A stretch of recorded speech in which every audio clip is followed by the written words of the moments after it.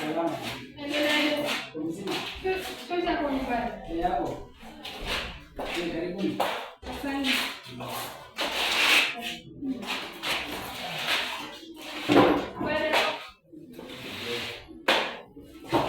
Yes.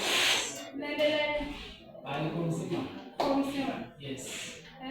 Ile basi tulikuwa unakombe. Mimi atakusaidia. Wana kupika, kuosha manguo.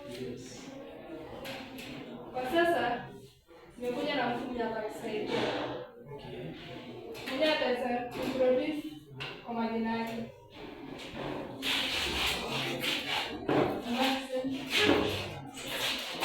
Kwa salama. Yes. Sasa mimi pia nimekuja hapa mtendo.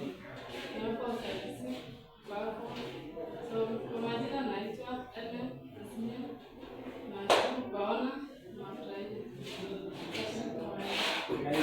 Kiako. Ndio jina lake.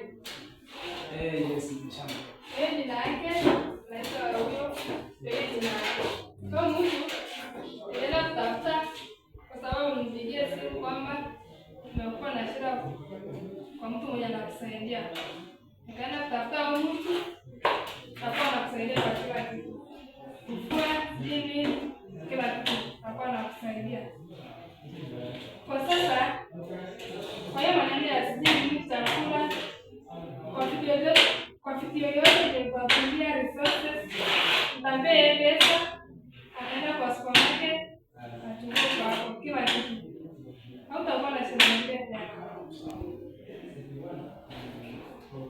Ndio pesa utakuwa nayo naenda na supermarket hapo vitu yote. Kwa sasa uko na swali nyingine? Nilikuwa na swali despite ya kupata hiyo chakula. In case mimi nipone Mungu anijalie tu nimekuwa ni mzuri.